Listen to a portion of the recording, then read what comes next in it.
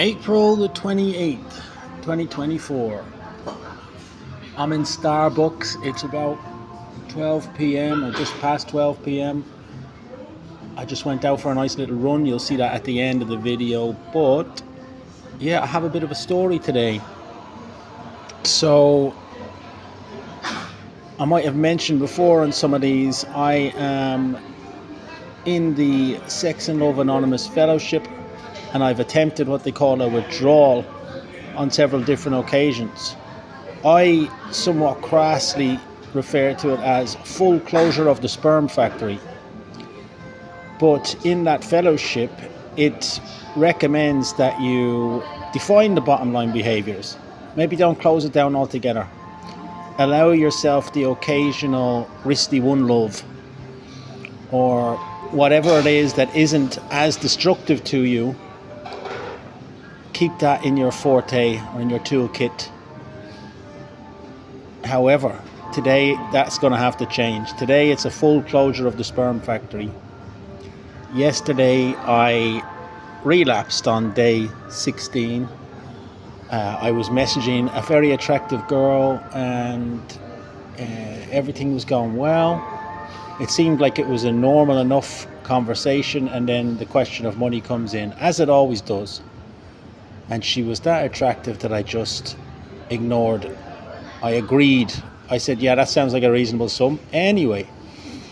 And so the night proceeded on the basis of transactional romance, which never leaves a man feeling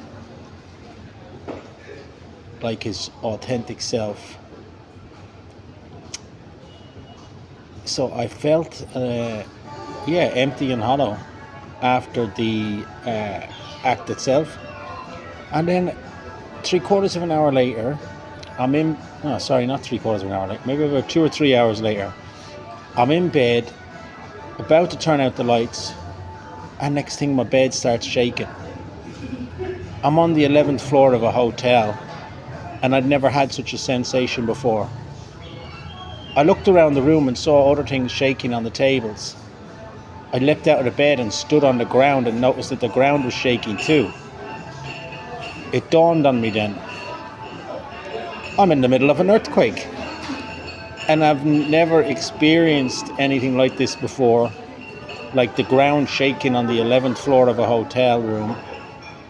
I immediately envisaged the walls falling in around me and me getting trapped in a big pile of rubble, like in the movies. So in my boxer shorts, I ran out into the hall, and I'm kind of holding the door open because I had left my room key on the other side of the bed.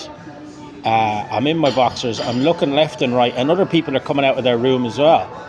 Some of them have got some of their stuff and they're ready to bolt. Others are a little bit baffled, scratching their heads, a bit like me, wondering, what the feck is this all about?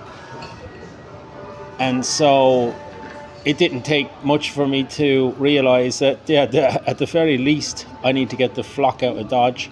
I ran back in, grabbed a pair of pants. I didn't have time to grab anything else. Because at this stage I had imagined it's a question of minutes over seconds as to who survives a hotel crashing upon itself. So I called on the elevator, and when the elevator opened, I hesitated for a moment because I could see some other people hovering right next to their door, kind of waiting for other people. And then I wondered, should I be waiting to fill this elevator before I go down? But then I thought, sure, that's how you die, isn't it? That's how you die if you're hesitating like that. They'll just have to wait for the next elevator. So I'm left in the elevator by myself, and the elevator is quite slow. And in my head, I'm watching the numbers going down, and I'm convinced this elevator's frozen. It's going that slow, and I'm so fearful that the building is about to collapse because it's still shaking, And then the door opens, and I enter into the lobby, and there's maybe about 30 or 40 people already there, and the phones are quite frantic, and some people are confused. Others seem to know what it is, like it's just a low magnitude earthquake, nothing to write home about. But I had never experienced anything like that. So anyway, in the end, there was a group of about 50 of us there, and I didn't know whether it was safe to go back upstairs. And I was Googling on my phone whether earthquakes happen in pairs. And then I just thought, oh, sure, feck it. If I end up dying in an earthquake, at least it'll give some people something to laugh about. Never would have thought he'd be the type of guy to die in an earthquake. So there you go. That's the story for you.